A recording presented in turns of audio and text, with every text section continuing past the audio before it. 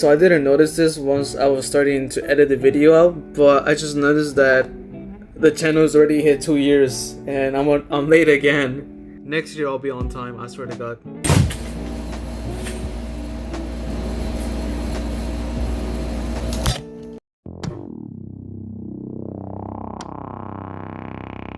Alright, let's go back 13 years ago. It is 2010 and I'm getting the start of kindergarten.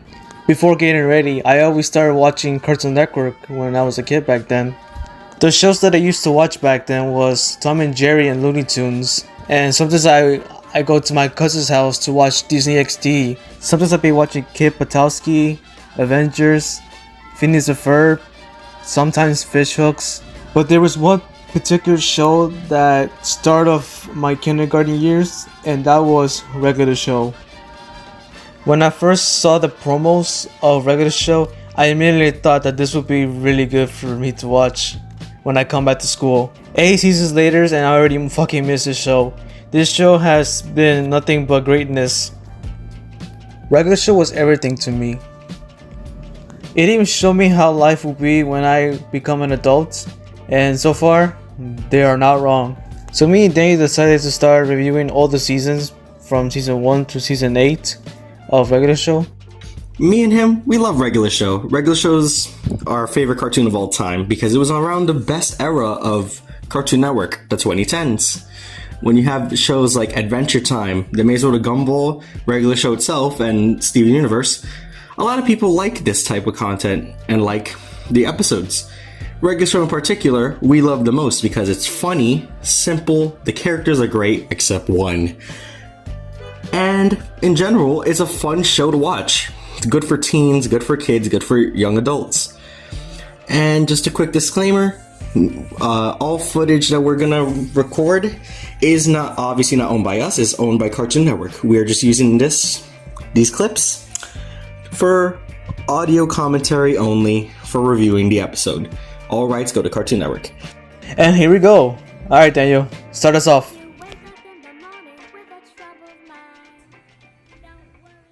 So, we're starting off with Season 1, Episode 1 of Regular Show, title name, The Power.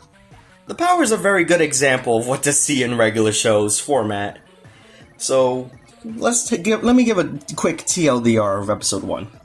So, it starts off with Mordecai and Rigby, Mordecai being a lanky blue jay and Rigby being a small raccoon, trying to do some funny shenanigans right here, beating up this wrestler plush. So, they got too into the moment. Mordecai threw Rigby on his trampoline, sending him flying, and he hits the wall. And seems like it made a hole in the wall. Getting nervous about getting fired, they need to try to fix this stuff. And real quick, I like how we quickly get adult humor with Rigby saying, Now, how in the heck are we gonna fix this stuff? It's a little bit sad that it got censored here in the US, but for the time that people did hear it, it's a nice teenage adult humor for a teenage show like this. So, how are they gonna fix the hole in the wall? Well, Rigby pulls out a keyboard, and Mordecai calls it the Power. Rigby got that keyboard literally from a wizard pissing in the bushes.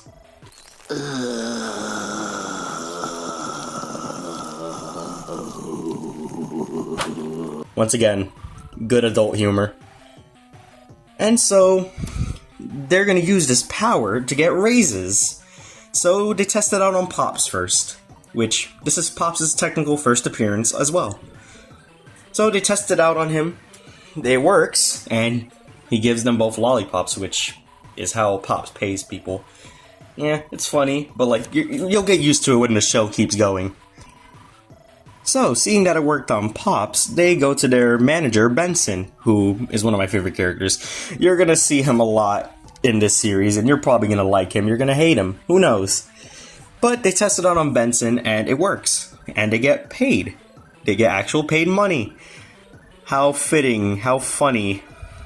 Because you could tell they don't get paid enough when you keep watching this series. So, seeing that it worked on Benson, they go mad crazy with power.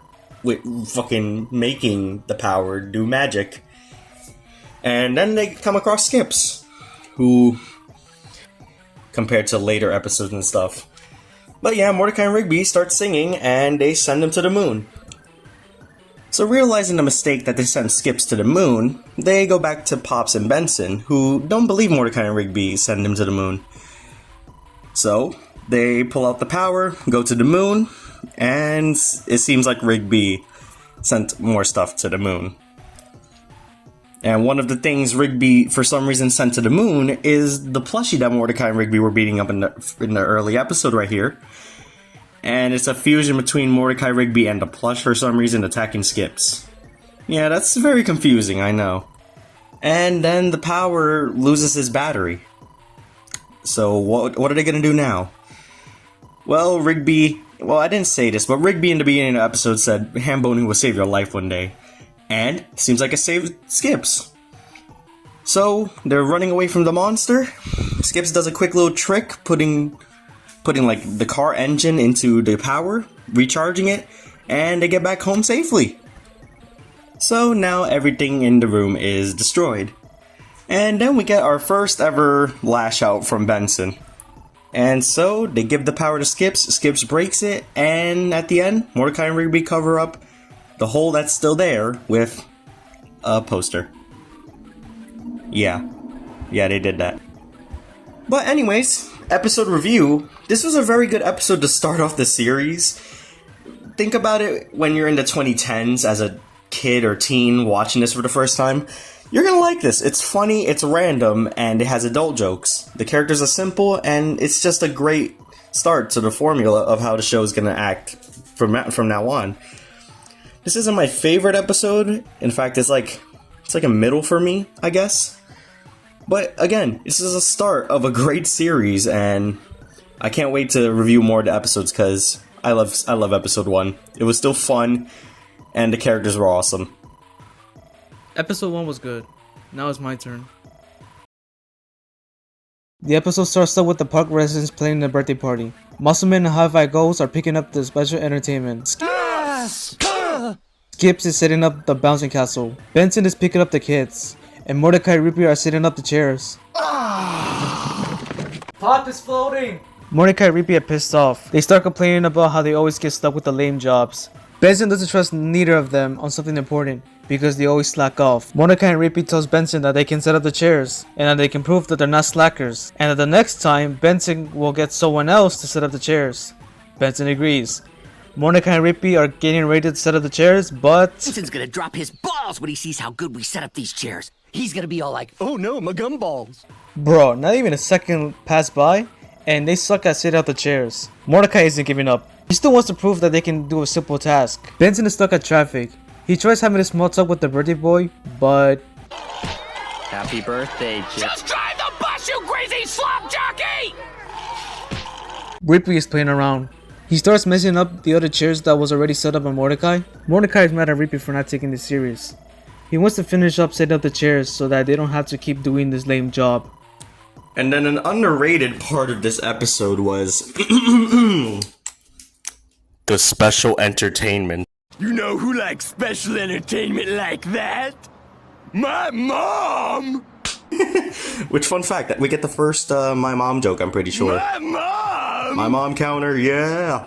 Mordecai and Rigby realize that they only set up just 37 chairs instead of 50. They start looking for the extra chairs. They find a random room, but the door is locked. Rigby, this episode, was a lazy piece of shit, seriously. This motherfucker can't even actually set up chairs right. And this motherfucker's lazy to the point where he can't even open a door. He's just like me for real. Mordecai breaks the lock to see if there's extra chairs in the room, but they found something even better. I'll be honest, who the fuck named these goofy ass games? Rigby wants to start playing, but Mordecai wants to finish setting up the chairs. I feel bad for Rigby because how you let Mordecai cook you? Damn you ass! 10 times in a row, by the way. Which is very funny because Rigby's bad at video games. Rigby finds the last game that even though it says out of order, and it even tells you not to connect the red wire to the blue wire, and you still fucking do it. So then they summon the fucking devil. Speaking of video games, the antagonist of the episode, Destroyer of Worlds, I like his design a lot. Early season 1 had very good villain designs. Skips is pissed that Rigby ignores his warning note. Now that the party itself will be destroyed by a pixelated demon, That's just crazy. So Skips tells both of them to distract him until he comes back. Now, Rippy's first thought was to throw a fucking pebble right at him. Nah, I really fucked up. The devil shoots fires at them, then he starts breaking the ceiling, the bus, and then kills the special entertainer. On-screen death, we love to see it. And then Skip shows up with a bunch of arcade machines. Oh shit, it hit pops! Skips and Mordecai and Rippy press start and summons another pixelated giant. Alright, now this episode did Rippy dirty cause Meg got the legs to control.